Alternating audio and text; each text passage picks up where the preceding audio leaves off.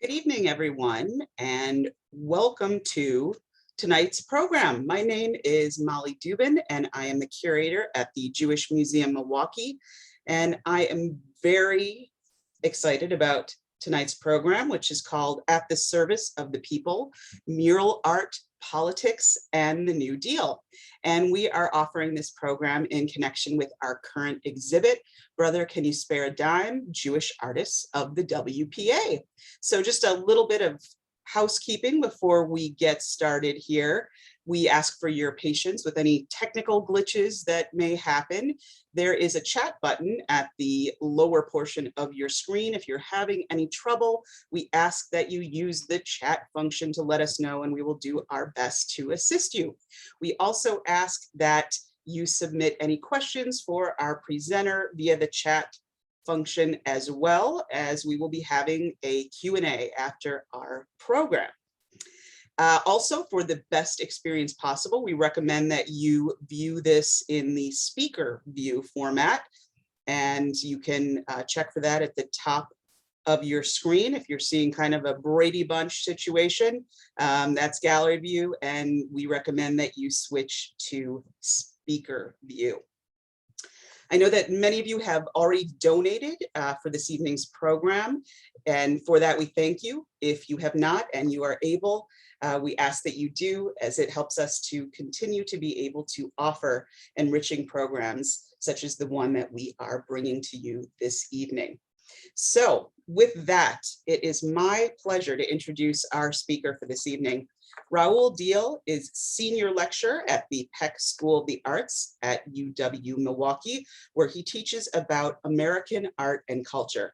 As an artist in residence for UWM's Cultures and Communities program, he creates projects that bring people of all ages together to experience how art impacts communities. And in that program, participants are able to engage in activities that respect and honor individual lives, build community pride, and create opportunities for collective healing. He has carried out his work in the United States and in Mexico for over the past 25 years. Please welcome Raoul Deal.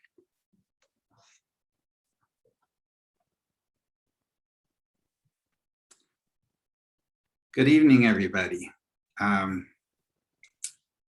So I want to thank Molly Dubin, first of all, for inviting me to do this program. It's an honor to do it. I want to say right off the top that usually when I make my comments in this kind of a program, I clarify that I'm an artist, and I make my observations as an artist and also as a lifelong student of American art and culture, and really Mexican art as well.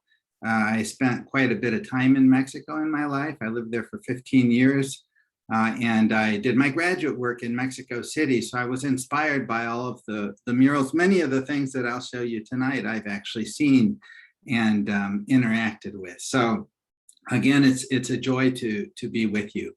I also want to say that I hope you get a chance, if you haven't seen it yet, to see the exhibit at the museum. I saw it today, and it's extraordinary. And if you are interested in art at the service of the people, as you must be because you're here, it's the exhibit to see right now. I guess, Cassie, if you want to allow me to share my screen, I'll go ahead and pull up a presentation. You should be allowed to share. Okay, let's do that then. All right.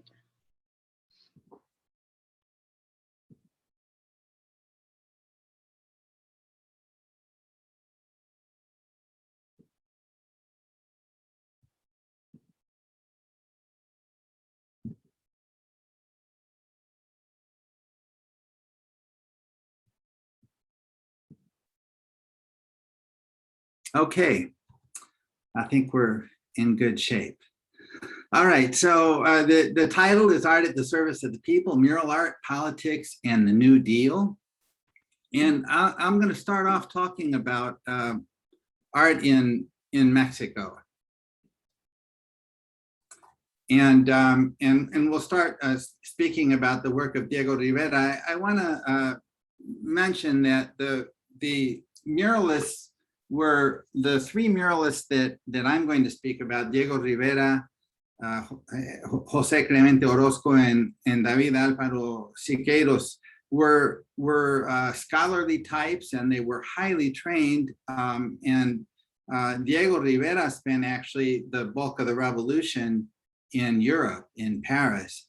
And so very familiar with what was going on in modernism at the time. In fact, he had a brief Cubist period, and here are a couple examples of the work that he was doing in Paris. The revolution goes from between 19 and 1920, and over 2 million people perished in it. So it was a bloody, terrible event. When President Álvaro Obregón appointed Jose Vasconcelos Secretary of Education, the artists that were participating in this new kind of nation building, this cultural renaissance that was taking place, got a real boost because he supported their union. He actually created a program to support artists and murals. And because he had control of public buildings, many of those murals were painted in schools. The work that grew out of those early days is referred to now sometimes as indigenous or indigenista. It promoted popular culture. It promoted the culture of indigenous Mexico, and even as Diego was working in Europe, he incorporated those local elements into his cubism. You can see Zapatista landscape and still life with gray bowl, in which he has fragments of handcrafts incorporated into it. The name of that union was the Syndicate of Technical Workers, Painters and Sculptors. It was established in 1923, and that's what Vasconcelos supported. So among the types of work that you see here, here's an example: Day of the Dead. This is in the Secretary of Education. On the right-hand side, you see a detail of that. Day of the Dead festivities.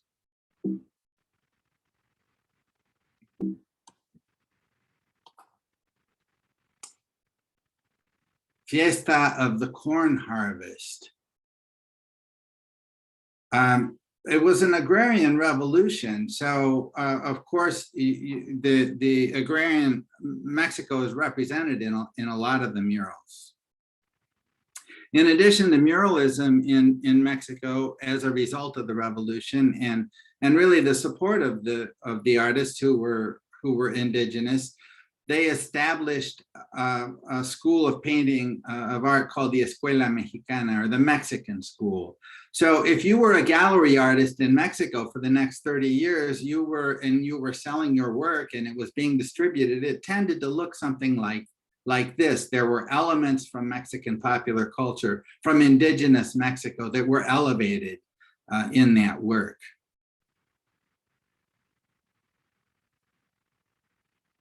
A couple more examples of what that work looked like. We're all kind of familiar with it, I think.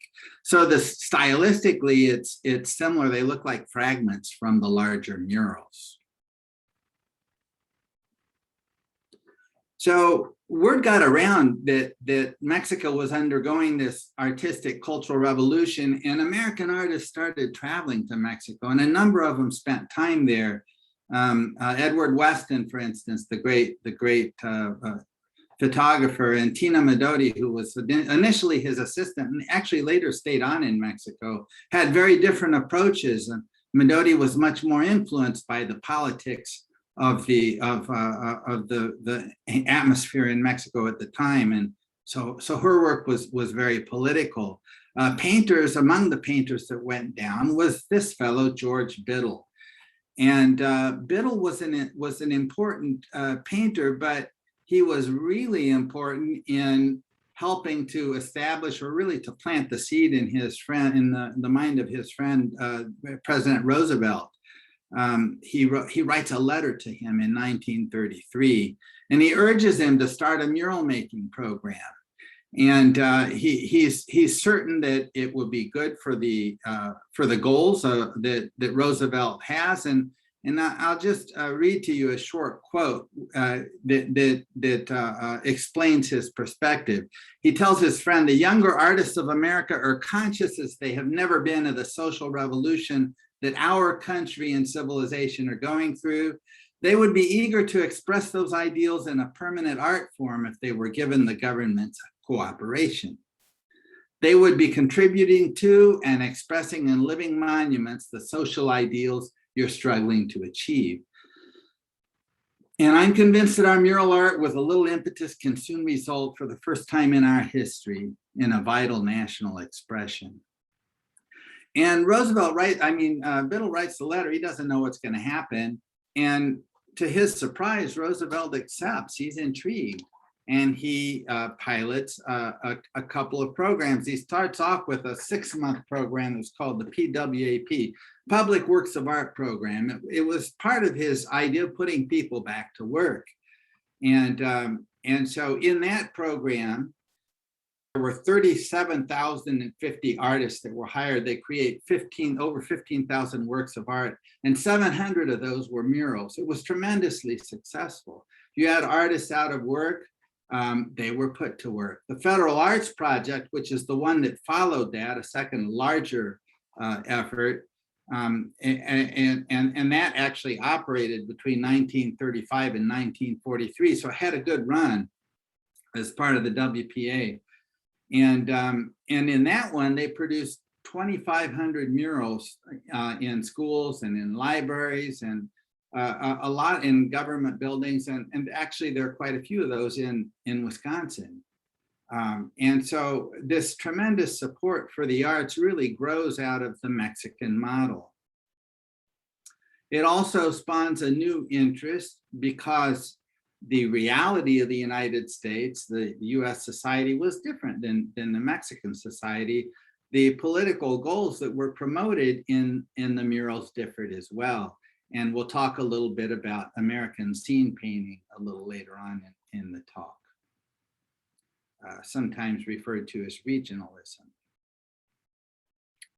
So among the people that were inspired by the Mexican muralist artists in the United States were Aaron Douglas, sometimes referred to as the father of African-American art.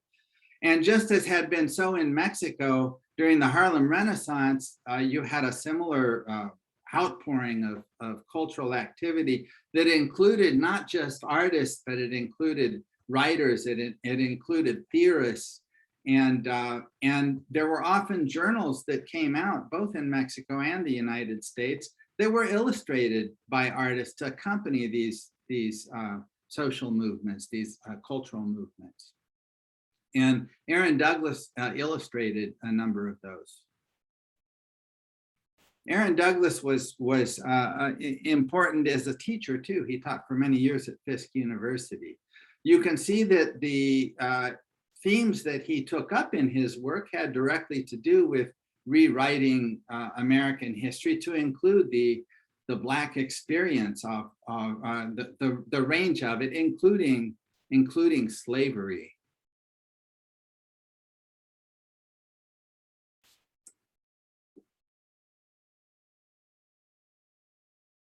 This is in Topeka, Kansas. In the Capitol building there, Aaron Douglas has some important murals.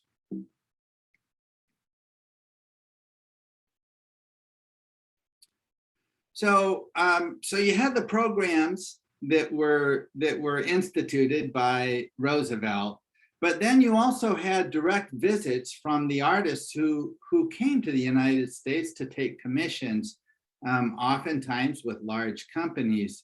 And this was kind of curious. There was some tension there because in working for capitalist companies, they were going in to agree against their largely communist ideals and beliefs, but there was an element of subversion in their method, and we'll see how that played out. it's kind of a little known fact. Maybe some of you in the audience are familiar with this, but Diego Rivera actually was Jewish and proud of his Jewishness. And he said this on a number of occasions. This is a quote from him: "My Jewishness is the dominant element in my life. From this has come my sympathy with the downtrodden masses, which motivates all my work."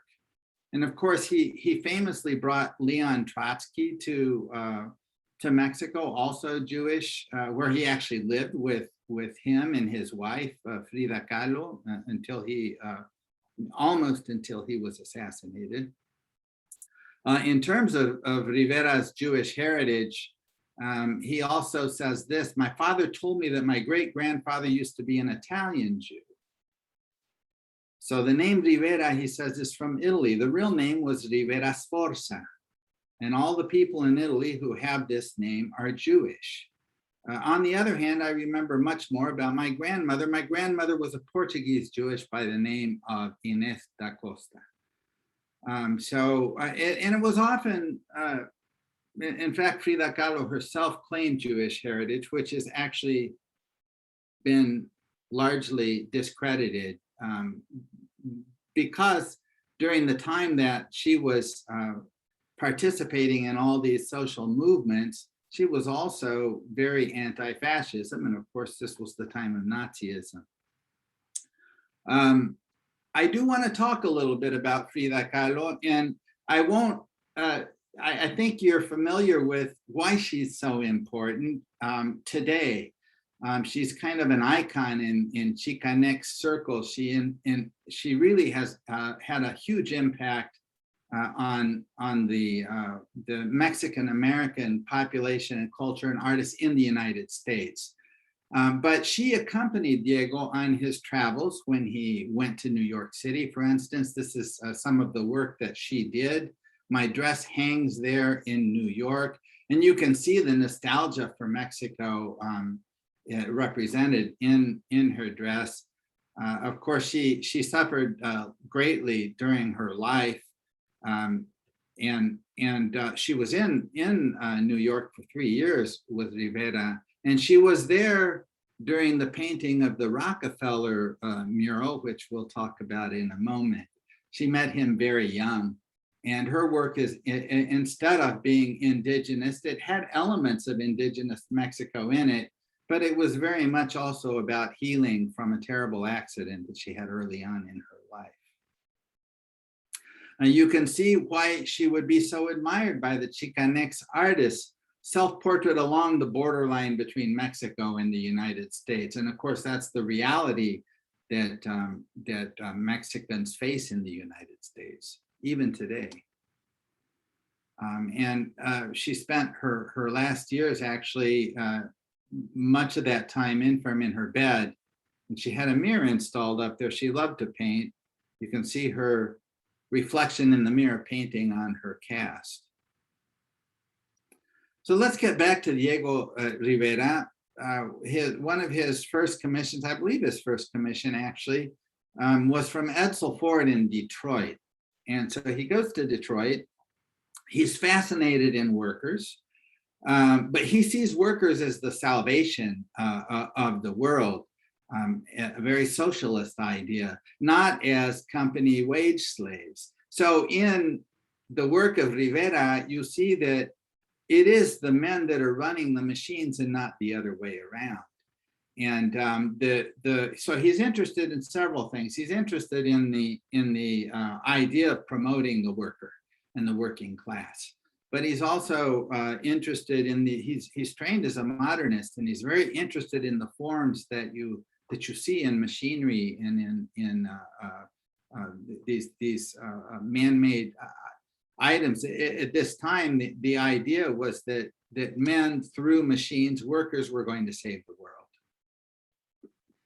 So the work that he did in Detroit is beautiful. It's in the Detroit Institute of Art, and it really promotes the Ford plant to a degree, but while he was working on it, it was highly criticized. People started criticizing it for having communist themes, and Edsel Ford supported him. He did not agree with him with the press, with the negative press that was coming out. The press said it was a heartless hoax on his capitalist employers, and Edsel Ford came to his defense. He says, "I really believe he was trying to express his own ideas of the spirit of Detroit." So these are frescoes painted on wet plaster.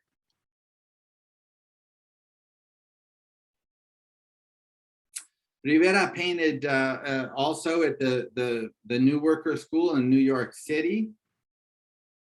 And you can see the themes that he addressed weren't limited to workers. He was also very interested in what was going on overseas, as most artists at the time were. And the equating of fascism with the racism that was happening in the United States is always front and center also in the work at that time.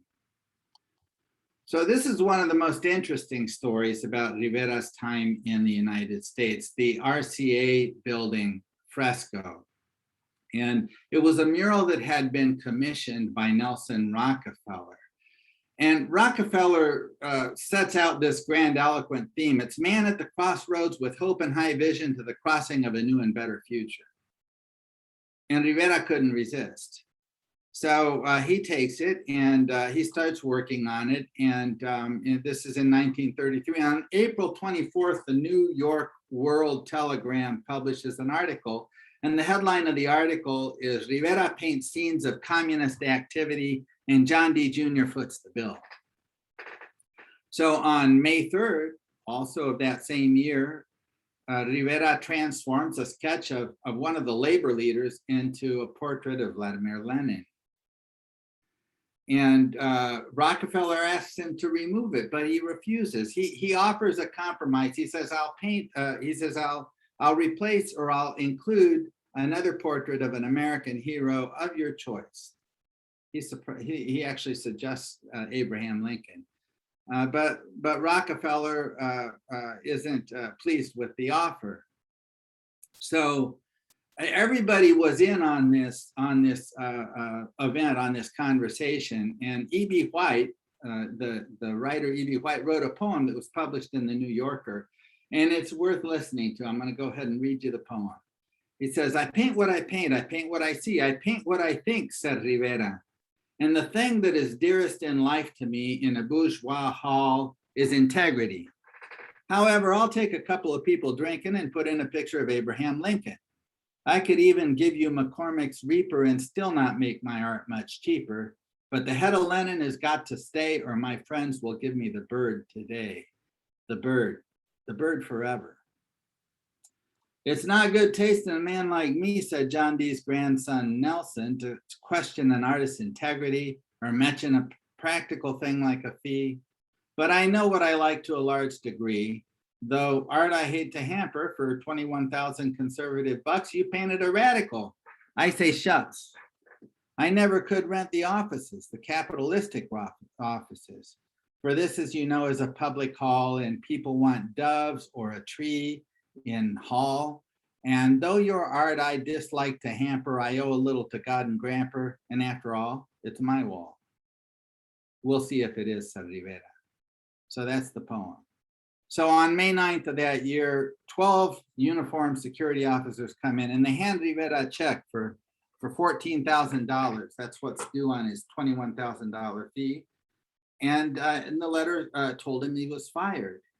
And then they sent crews in to chip the mural off of the wall, and it was destroyed. And of course, you can see in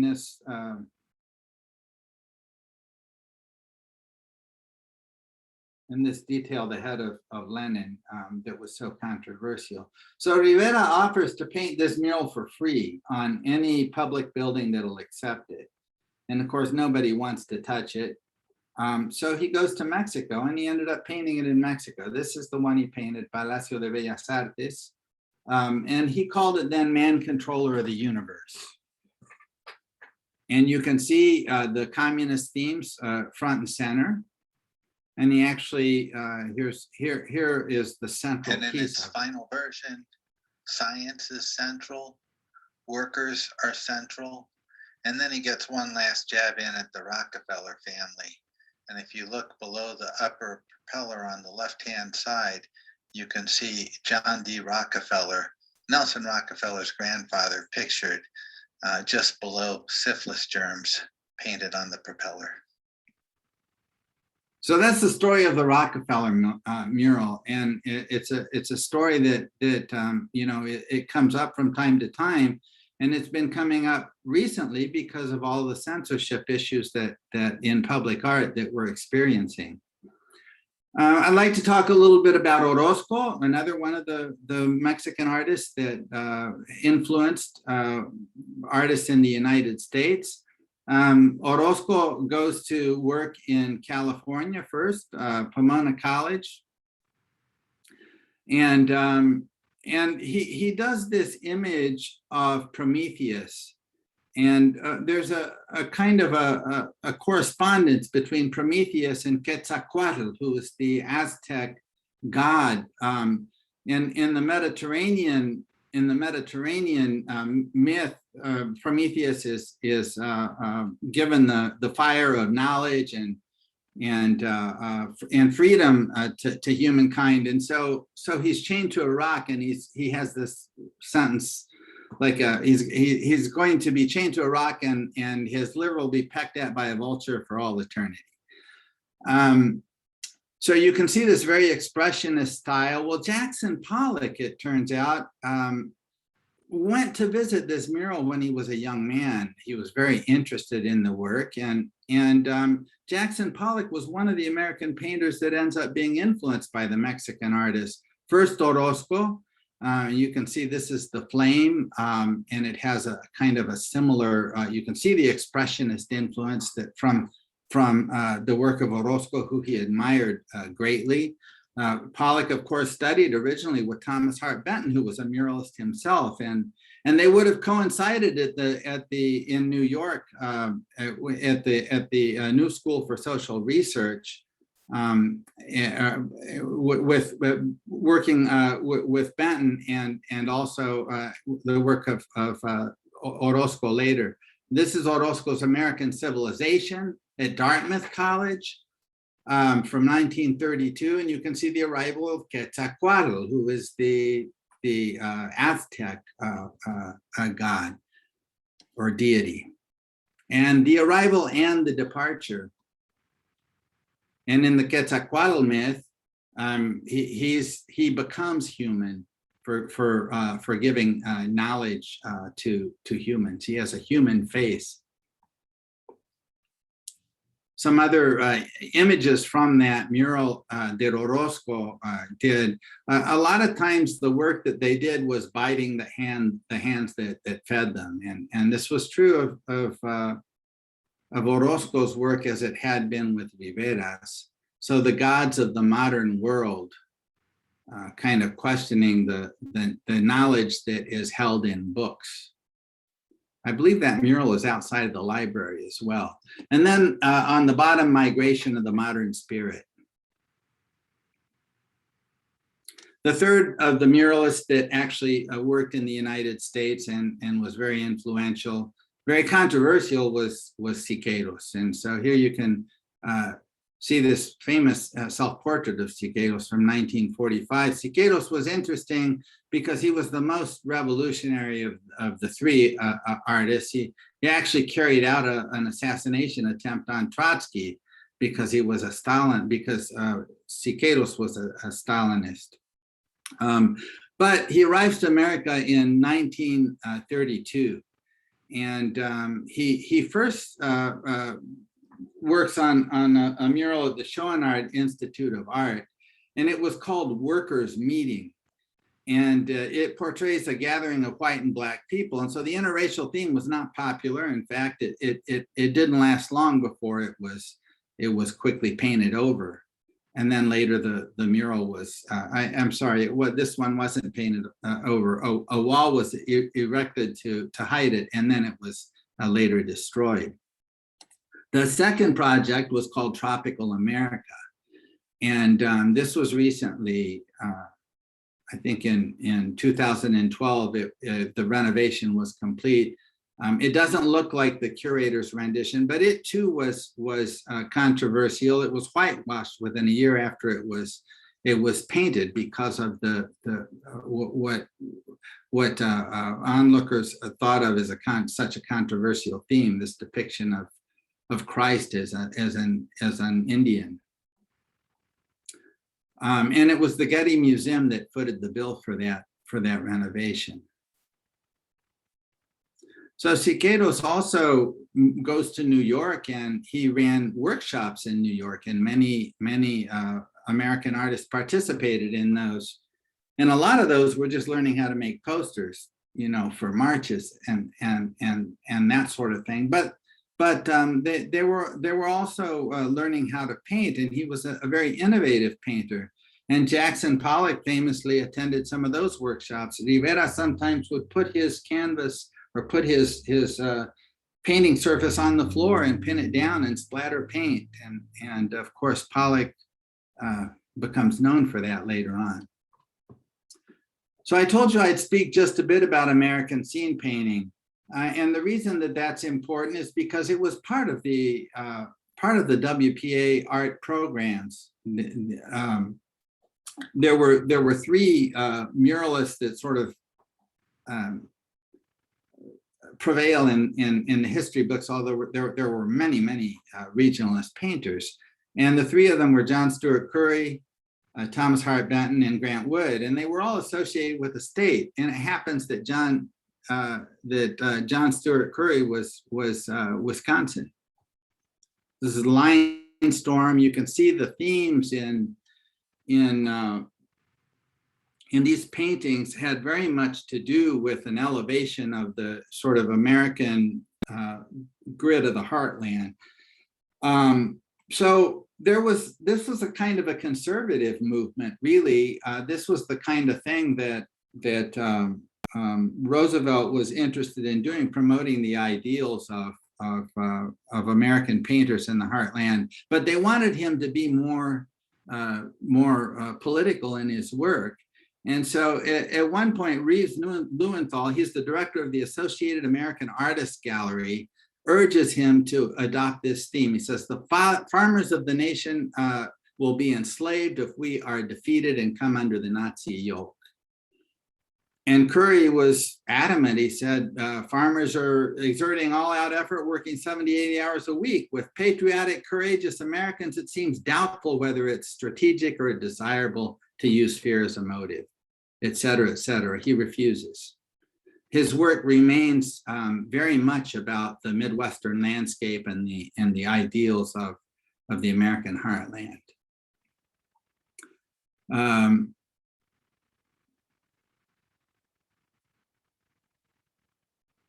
He does this painting of John Brown. This is in Topeka, Kansas. This is in the Capitol building as well.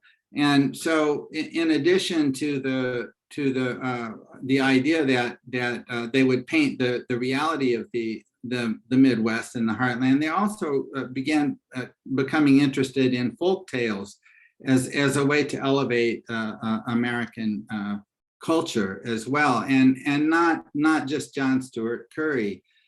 Grant Wood, who again, like Rivera, spent time in Europe, wasn't particularly happy with the time he spent there. Decides to come back. He says that the artists that he hung out believed an artist had to wait for inspiration quietly, and they did their writing in the dome or the rotund with brandy. He says, I realized all the good ideas had ever come to me while I was milking a cow, so I go back to Iowa. And you can see his work is very much, it's an eccentric kind of an approach to art. And he does a lot of different things. He has little theater, theater presentations for the neighbors. He holds art classes and he makes objects, but most importantly, he's a painter. And as he's working on his artwork, and the idea that he can incorporate American folk tales into a political posture that might oppose fascism, he paints this painting. It's called Parson Weems' Fable. And so again, in doing this, he's noted that the work that is Nazi official art oftentimes is inventing a mythology that was both horrific and effective. And he thought, well, if he could invent a mythology that was American, that it could in some way work in opposition. Thomas Hart Benton was the most political of those three regionalists. And he also painted similar themes about the heartland, but he was a folklorist in addition to being a painter. He actually has a contract with Decca Records for a time as a harmonica player. And he would go around the country and he would talk about culture, give these lectures. And in the beginning, he too resisted using his work in a blatantly political fashion. But eventually he changes his mind, and it's because of the bombing of Pearl Harbor. And he was actually on the road giving one of these talks at the time, and it was very jolting to him. And he changes his tune. He says, then we're going to fight for our culture, our kind of culture, based on our democratic belief that plain men and women have the right and should maintain the power to govern themselves by majority voice. So in the process of changing his style, he started making these very brutal paintings in which the Allied forces have to become the brutes that they're trying to suppress. And Roosevelt originally uses these as propaganda. They put them on posters and they distribute them, but they have the opposite effect. They start creating a fervor that was unexpected and ill-conceived, and promoting the violence that they didn't intend or realize it would. And so they eventually stopped doing that. They were distributed both at home and abroad.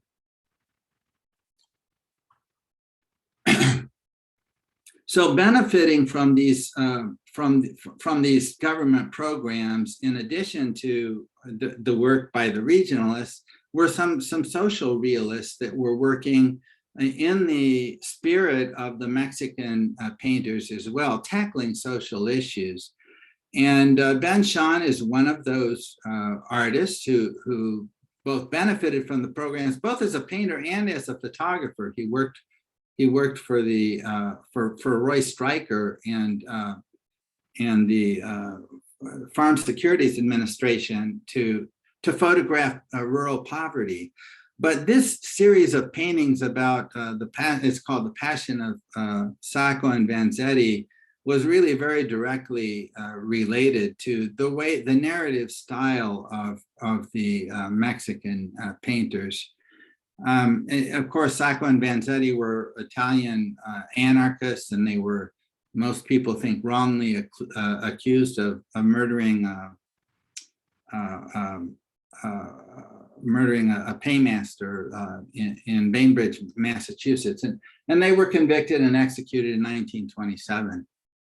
So Shahn does this really important series, and two of these paintings are very large scale. The rest are smaller. Shahn works also in a number of different media, producing lots of different kinds of work. He was from a family of immigrant Jews in New York. And he tried abstract painting because that was kind of what people were trying. But he really liked stories. He liked telling stories. He liked the narrative possibilities that art presented. And he was also quite a radical thinker. And so he preferred to lend his artistic skills to causes that he believed in, and he did it often. and very effectively.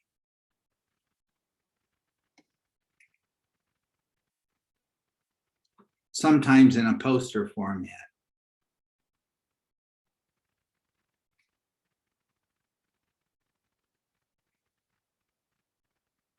Trying to see, I think we're good on time. Okay. This is a gouache on hardboard. It's called Prisoners of War. He did a lot of paintings that addressed the brutality of the Nazis of World War II.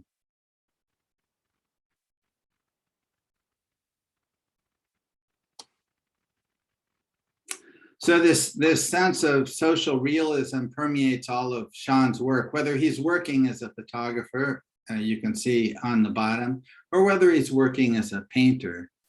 And he does this famous series of works about Tom Mooney, who sort of became a martyr for the labor movement. He had been unjustly convicted to serve life imprisonment for his involvement in, well, actually, he was accused of placing a bomb in San Francisco in 1916 in a parade. It wounded 10 people, and so the story is similar to the Haymarket Martyrs story.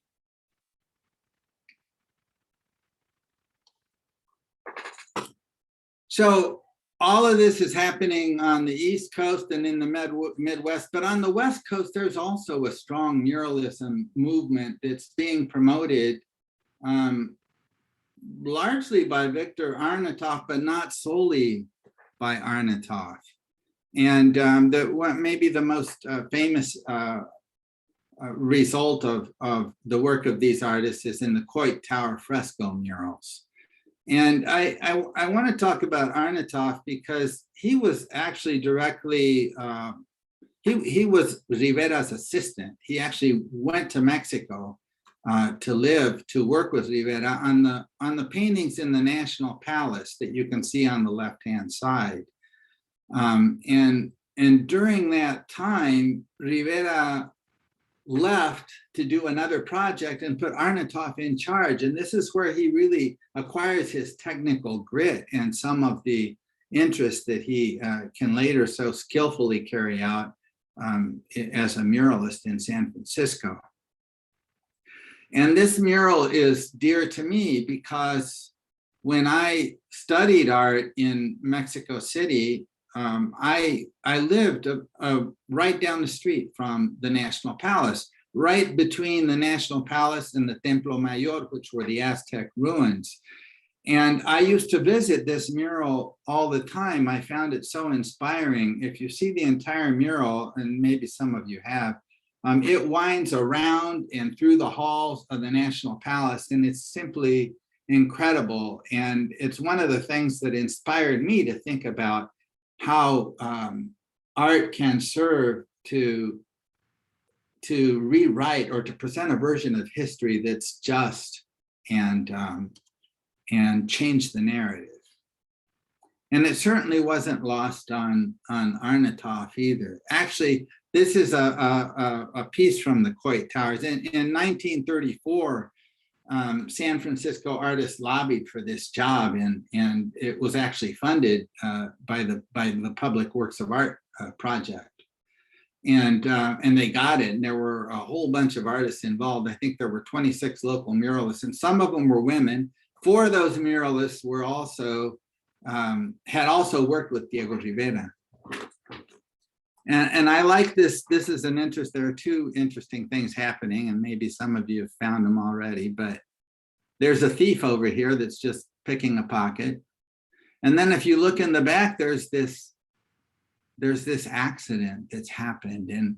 And Arnautoff is just painting everyday life. He's been in the news recently, and maybe many of you have read about this because of his mural, The Life of Washington. It's actually 13 fresco murals. This is in George Washington High School. And it's a controversial painting today because it includes images of Black slaves that Washington owned, and then pioneers stepping over the corpse of a Native American.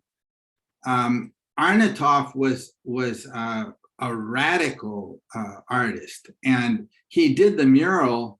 When he did the mural, it was revisionist history, pointing out the injustices of our founding fathers. The controversy that sprung out most recently in San Francisco has led to first a decision to paint over the mural. They were going to whitewash it because it's in a school that's largely almost 100% African American. And in the public debate they had about it, that was the decision that the school board made. Then that was reversed, and they decided they were going to build a wall to block it from view while it plays out in the courts, because it's a fresco painting, and fresco is very difficult to get off the walls and to cover up. It's not a simple undertaking, and it seems like something. I mean, I don't know what's going to happen in the long run, but it seems like something that could go back and forth for a number of years. I'll show you one more slide. This is my last slide, and because I am an artist, and this is an example. This is a mural that I carried out a couple years ago. In my vision, you can see I'm very much influenced and interested in the historical content of murals. And so I had 10 high school students. I had 5 college students in a tiered mentorship role. And then we interviewed activists from the United Migrant Opportunity Services, or UMOS. And Jesus Salas, who's pictured in the mural, was the first Latinx director of UMOS. And then the current one is Lupe Martinez, and he's in there too. But I just want to point out at the very end of the mural, I put everybody that worked on the mural in the mural. And all the youth are down here. This was a 1.5-year project. And if you'd like to see it, it's on 2nd and Mitchell. And I think I'll close here because we'll have a little time to talk.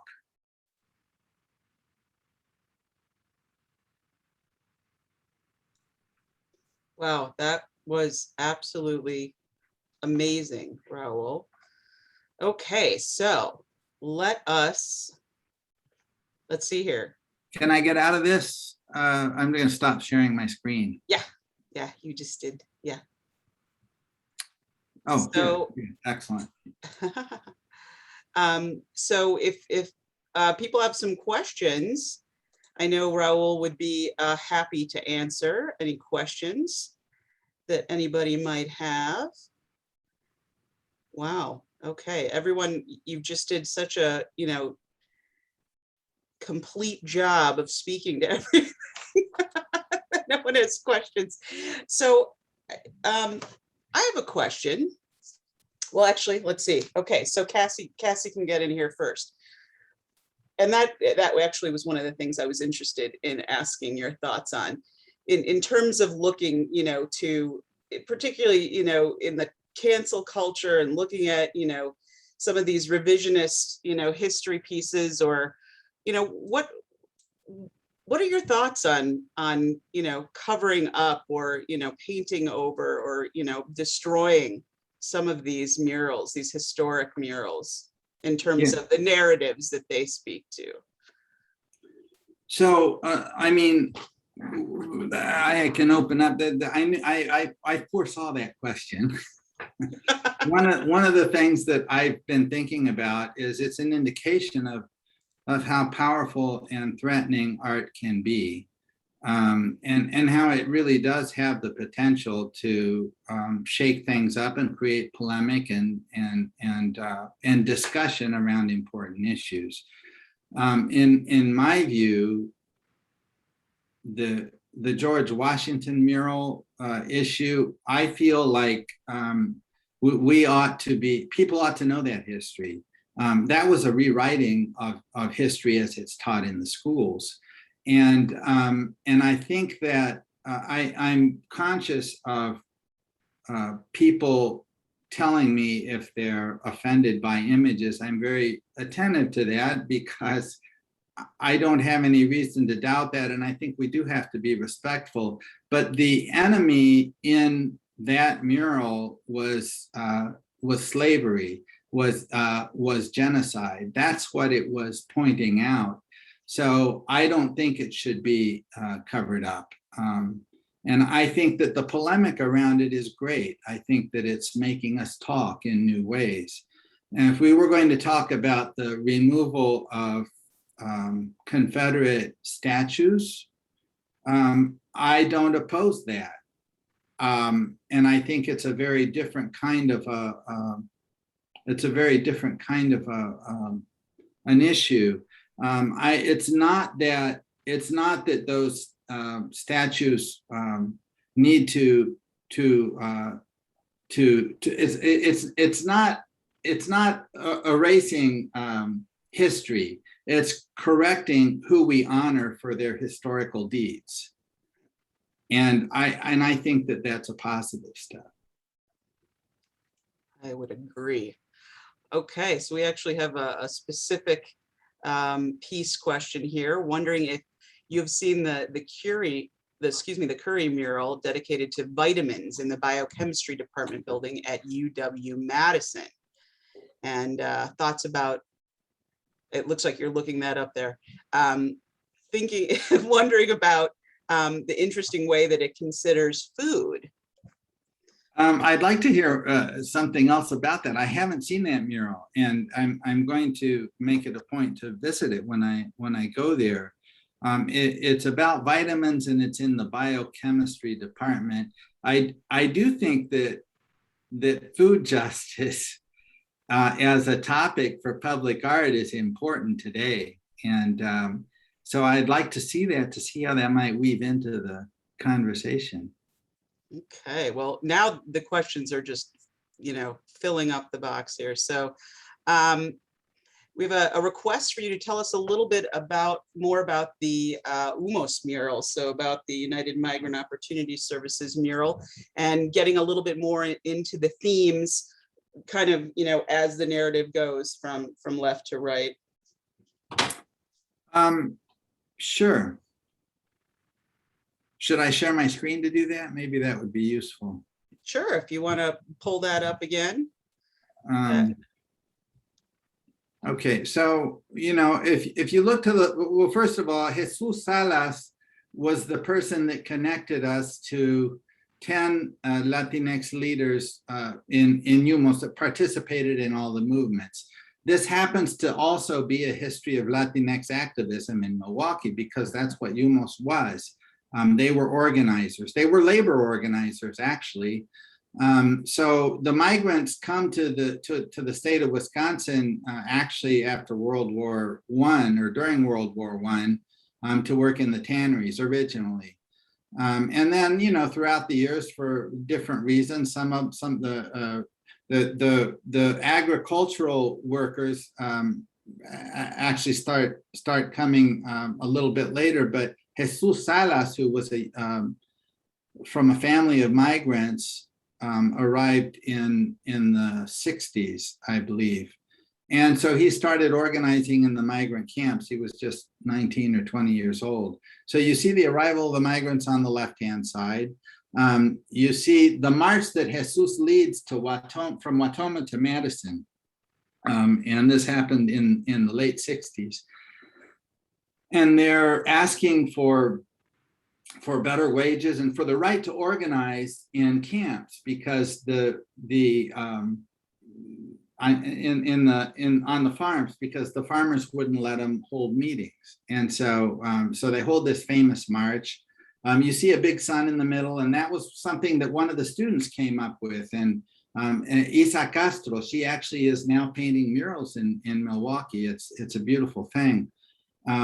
She said that's a lottery card. I don't know if you're familiar with the Mexican game Loteria. It's kind of like a Mexican bingo, and there are images that appear on the cards. The sun is one of them. And then on the back of the cards, there was always a little short saying. And so in her family, they would play Loteria, and they would read the backs of the cards. And so in this instance, she said the sol, the sun, represented, or what it said on the back of the card was cobija de los pobres, which means blanket of the poor. So she said the sun she thought was important in this case. Lupe Martinez from UMOS, the current director of UMOS, told us that when his parents came here, they slept under a tree for a year. And so she was very moved by that. And that's, so I put that in there. So they organize, and their idea is that they can bring some of the farm workers to the city, get them good union jobs where they could get a fair wage and raise a family. But they found out that the companies were discriminatory.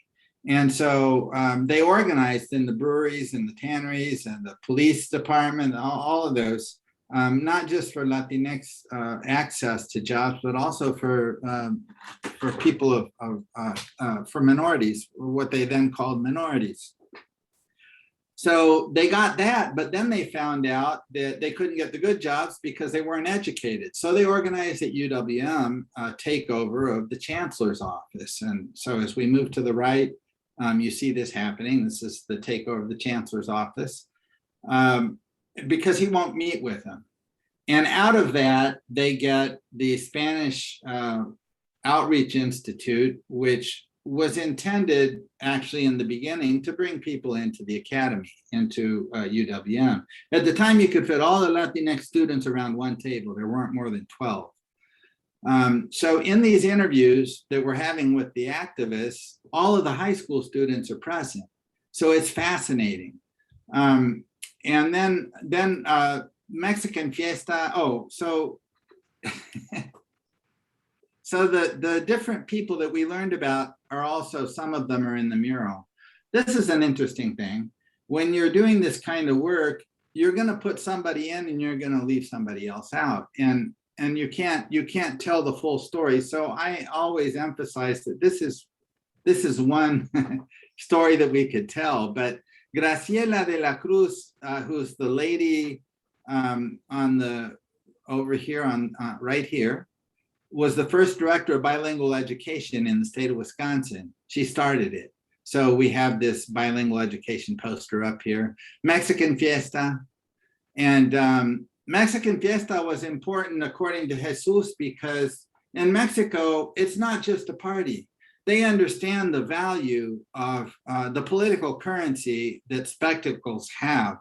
And so it's always a political event. And UMOS is very proud of Mexican Fiesta because they raise lots of money for scholarships for students. And then on the right-hand side, as I said, you see the participants. We were doing this mural. We were painting it on parachute cloth. It's called polytab.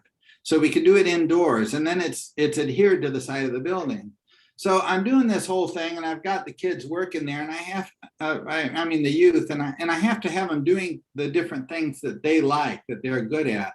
And so I had one that was interested in Photoshop, and I was looking at him, and I was trying to figure out what to do at the last part of the painting. And I said, "What do you think?" He said, "Well, I don't know. We could take a photograph of us." I said, so I hauled everybody down the end of the painting. I said, "Go over there, stand up, and look at the bright and better future." And so they did that. We took the pictures, and that was the image on the far right. That's fantastic. That's pretty thorough. Yeah. I'll stop I sharing. love that. So kind of a follow-up to that, and it kind of goes to, you said, some people are left in, some are left out. When you're talking about some of the different figures, the themes, what was the contribution, or were there organizations or groups that were part of the discussion in determining what imagery would be included, what figures would be included? Yeah. So in community art projects, and this is a difference between the way that I work and maybe other muralists in town work. Not all of them. I think I know at least one or maybe two of them that are going to be on the panel, that in the next panel work in this way too. But it's a collaborative activity. So my job is, first of all, have a clear understanding of the information that's gathered. I'm in charge of that. I have to have some sort of a vision. But I put the youth in two groups, and I told each one of them, if you were going to paint the mural, what would you paint? And they each created a version. And then we took that and I looked at it and I created, I put some of their ideas in, and then I had some of my own. And we went back and forth. And Jesus Salas, who was our UMOS appointed advisor, would come in from time to time. And we invited Lupe to come through. I do want to say, in terms of the histories that we tried to tell, one of the things that I also did is listen to the university students, because they're young activists, and they were very interested in learning about the role of women in the movement. And so we included these two powerful women. I told you about Graciela de la Cruz, but also Marla O Anderson, who's right next to her in the mural, was one of the lead organizers for education and one of the most vocal, but she was excluded because she was a woman at the time. And but she ended up being one of the people that was arrested when they actually came into the chancellor's office. So that's a little bit on that. Okay. It's always so interesting to think about, what goes into that, and, the voices that are around the table in bringing this project together. So I got one more thing. I got one more thing on that. So the real question is, who has to be pleased, right? That's the first question that any public artist is going to ask themselves. And in this case, there was one more issue, and that's that it was going on the edge of a manufacturing building. They're mechanical contractors, Butters Fetting, and it's a business that has flourished over the years, and people raise their families while they're working at that business. And so when we were doing this, and we were going to do it he said the only constriction we had was he would like to be about workers. And so I asked him if we could do this, and both he and his wife, the owners of the Edton is his name, were very, very pleased. So that's another consideration. And another piece of the story here. So I'm gonna just kind of ask this last question here, because I think it's a nice connection to what you mentioned before and what I'm going to be mentioning when we wrap up, which is the next program. And also about what we've just been talking about. So activism, young people, voices, community art, what are the considerations? So what are your thoughts on, where the creation of murals are now in terms of the movement? We've been, going through this uprise and polarizing times. We know it. I mean, we've actually seen, even before the pandemic, there's kind of been this renaissance of interest in murals, but certainly during the great lockdown and during a lot of the social unrest, we saw really murals coming into focus quite a bit in terms of being this visual voice of activism or protest, or shining a light on issues of specific communities, neighborhoods. And we've certainly seen that in Milwaukee and across the country. So what are your thoughts on that? I mean, do you agree that is there kind of an upswing, or is that something you are seeing? And what has the impact really been in terms of this really challenging time we've all been going through? So there has been a sort of an outpouring of public murals. Some of them are permission-based, some of them are non-permission-based, some of them grow out of the graffiti artists. There's a new kind of a technical preference for spray paint, for instance, that changes the appearance of the kinds of murals that go up. There are artists that are working in this very community engaged fashion, where they try and shape a vision that a community has. There are artists that are preparing murals that espouse their political perspectives. There's a whole range, and there are people that are just painting walls because they like to paint. So there's a whole range of different kinds of initiatives that are happening. I would say this about them. I think that one of the most challenging aspects of any renaissance of public art, especially muralism, is the displacement of residents. And so I am always, I myself am a community artist, and a lot of my work is public work, but it's always part of the conversation. How am I going to impact the people that live in the area that I'm working? Yeah. I don't think that's a question that everybody asks, and I think it's a question that everybody should. So I have a tenuous relationship with murals and how they go up and who they support and who they harm. It's a very complex question, and so it's a complex answer. I would agree. I would agree. You did that very well. You responded to that very well. So we're gonna kind of wrap things up here. I do want to encourage people. We do have some tremendous murals, and there are new ones going up all the time in Milwaukee. There's actually, you can go online and find some tours for the different murals you can visit around our city, and they are definitely food for conversation on many levels.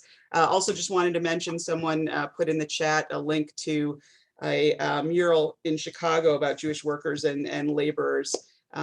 So be sure, if you're interested in that theme, to check that out.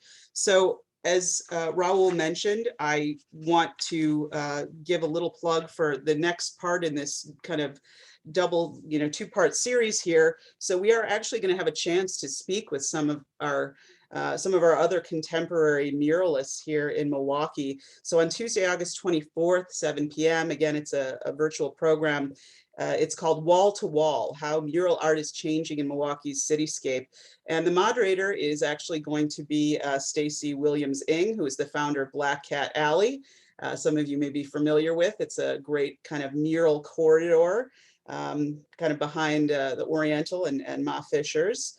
And the three local muralists who are really on the front lines of telling stories every day about our city, the three panelists that are joining us are Daisy Gertel, Ronaldo Hernandez, and Tia Richardson, who does a lot of community work, community-driven work. So we're very, very excited about that. And with that, I just want to thank Raul. This has been absolutely fantastic. Really gave us a nice look into the connections and some of the seeds that were planted from the Mexican muralist movement. Some of the different works and the issues at play, and certainly this continues to be a very big dialogue in our contemporary culture, and I have no doubt will be for many, many years to come. So thank you so much, Raul, for sharing your time and talents and thoughts with us. It's been fantastic. And as Raul suggested, maybe want to come in and check out the exhibit. We'd love that. It's up through September 5th. So come on in and see us.